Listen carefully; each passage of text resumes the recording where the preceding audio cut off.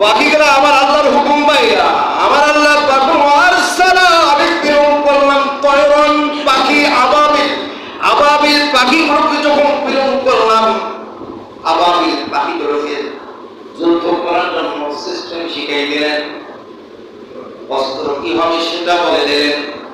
কি যুদ্ধ করলে অস্ত্র লাগে না লাগে? কথা বলে অস্ত্র লাগে। পৃথিবীর মধ্যে যতগুলো রাষ্ট্রের মধ্যে যুদ্ধ হয়, ফাইটার দিয়ে কখনো কোন রাজ্য দখল হয় না। রাজ্য দখল হয় স্থলপথে। কোন পথে? স্থলপথে রাজ্য দখল হয়, আকাশ পথে কখনো রাজ্য দখল হয় না। বোমা মারল রংপুরে, বোমা মারল পার্বতীপুরে, পেট্রোল বাংলায় বোমা মারল, যাতে কোনো তেল মানুষ না পায়, গাড়ি ঘোড়া না আছে, ওখানে একটা তেল মারল। রংপুরে রেল স্টেশনের সাথে ডিপো আছে, সেখানে একটা বোম মারল। এইরকম কিছু কিছু জিনিস আছে, সেই জিনিসগুলোকে নষ্ট করার জন্য বোমা মারা হয়। আসলে বোম মেরে ফাইটার দিয়ে কখনো যুদ্ধতে জয়লাভ করা যায় না।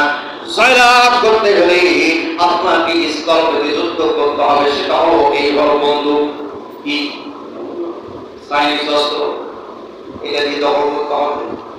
লোক কাটাতে হবে, শত্রু প্রকৃতি কমাতে হবে। মারতে মারতে শত্রু যখন শূন্য হয়ে যাবে, তখন আপনার রাজ্য দখল হবে। কথা বলেন ঠিক কিনা?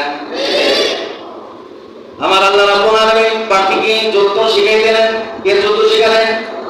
কথা কয় না। যুদ্ধ শিখালেন কেন? আমার আল্লাহ যুদ্ধ শিখাইলেন কেমনে? তারমিহিম বিহিদারাতিন মিন সিজ্জিল। জোরে বলেন আল্লাহু আকবার। আমার আল্লাহ পাক বলেন, তোমরা প্রত্যেকে বিহিদারাতিন, তোমরা পাথর নেবে, মিন সিজ্জিল, সেটা হবে কঙ্কর। একটা নাও কোটি, দুই পায়ে দুইটা, কয়টা? অস্ত্রের পরিমাণ হবে কেমন?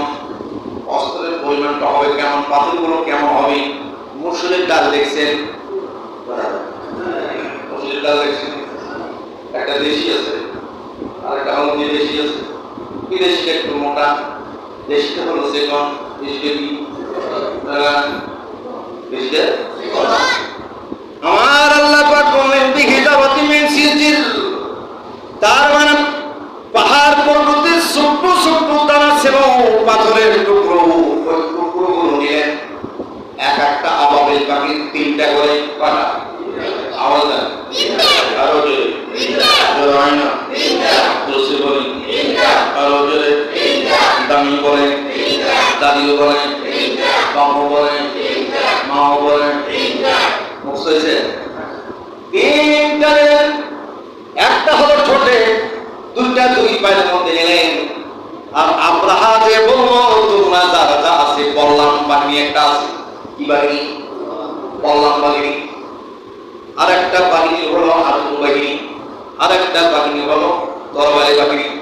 যাও কাবা শরীফ আক্রমণ করো, নিয়ে টুকরো টুকরো করে ফেলে দাও। আল্লাহ রাব্বুল আলামিন আর সহ্য করতে পারলো না, সমস্ত বাহিনী করতে একটা কইল, একটা করে দানা আবাবিল পাখি ফেলতে শুরু করলো।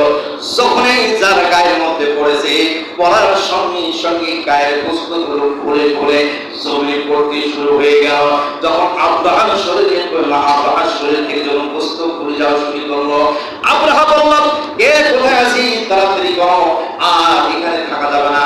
আসলে এটা আল্লাহর কাবা, আল্লাহর সঙ্গে কখনো যুদ্ধ করে পাওয়া যায় না। অবস্থা খারাপ হইল না? হইল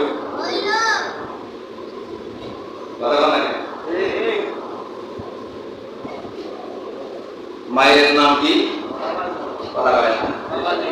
মায়ের নাম জোরে কন, আস্তে কন, জোর হয় না। মায়ের নাম কিছুদিন আগে দেখতে পাইলাম, মৌলভী মানে না, হুজুর মানে না, মুফতি মানে না, মুহাদ্দিস মানে না, পীর মানে না, কিছুই মানে না। আল্লাহ দেখতে দেখতে জ্ঞান যুগ দেখার পর বললেন, আমার বান্দা বান্দি প্রত্যেকে চোখের মনের চাওয়া নামাজে রুকুতে সিজদাতে তোমরা যে চাও এই আবার গোষ্ঠীকে আমি দুনিয়া থেকে বিদায় দেব একটু সবর কর। আবাবিল পাখির মতো ছাত্রদেরকে নামাই দিয়া কেমন পিটাইল আর হেলিকপ্টার নিয়ে আস্তে করে গোলা যখন নামাই দিল আর দিল্লির মামুর বাড়িটা পড়ে গেল।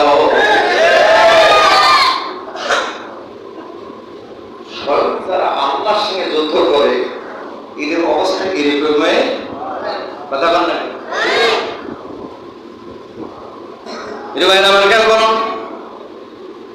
এই ছোট্ট পাখি আমাদের পাখি ছোট্ট পাখি আমার আল্লাহ যুদ্ধ শিখিয়ে দিলেন কেমনে। ওয়ারসালা আলাইহিম তুয়রুন আবাবিল, জোরে বল আল্লাহু আকবার। আমি যখন তাদের উপর প্রেরণ করলাম কয়লার পাখি আবাবিল পাখিকে যখন প্রেরণ করলাম তাদেরকে ট্রেনিং দিলাম তোমরা বুটের দানার মতো এবং ওই মসুরের ডালের মতো তিনটা করে বাবনের একটা মুখে দুই পায়ে দুইটা নির্দিষ্ট করে একটা করে সোলদারের গায়ে ফেলবা, বাকি দায়িত্ব আমার তাদেরকে ধ্বংস করা। আল্লাহ পাক আসলে ধ্বংস করেছেন, কথা বলেন ঠিক। আমার নবী কিন্তু তখন জন্মগ্রহণ করে না, আমার নবী কিন্তু তখন মায়ের মাতৃ করবে।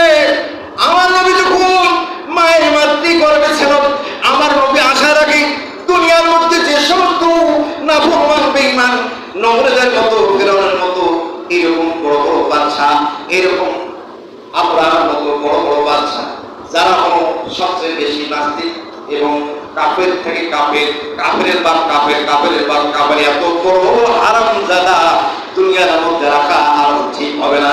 আল্লাহ রাব্বুল আলামিন আমার নবী দুনিয়ার জমিনে আবির্ভাব হওয়ার আগে ওই আবরাহাকে দুনিয়া থেকে মাটিতে মিশাই দিয়েছে, কথা বলেন ঠিক কি। আবরাহা যখন মাটির সাথে মিশে যাচ্ছে তখন বলতেছে, ডাকতেছে মক্কাবাসী, আমারে বাঁচাও, আমারে বাঁচাও। কিন্তু কোন মক্কাবাসী তো কেউ নাই, সবাই আত্মগোপনে শরীরের সমস্ত বস্তুগুলো পড়ে গিয়া মাটির সঙ্গে পানির মতো যখন মিশে যাচ্ছে আব্রাহার জীবনটা তখন উদ্বুদ্ধ করছিল, বলছিল সর্বনাম যদি আগে জানতাম আল্লাহর ঘর এই ঘর কাবা, এই কাবার ঘর আল্লাহর ঘর, রবের ঘর যদি বুঝতাম জীবন কোনদিন একবার আগাইতাম না। আল্লাহ আল্লাহ কিন্তু কোন লাভ আর না, ধ্বংস হয়ে গেছে আর কি না। আমাকে আমার আল্লাহ পাক বলেন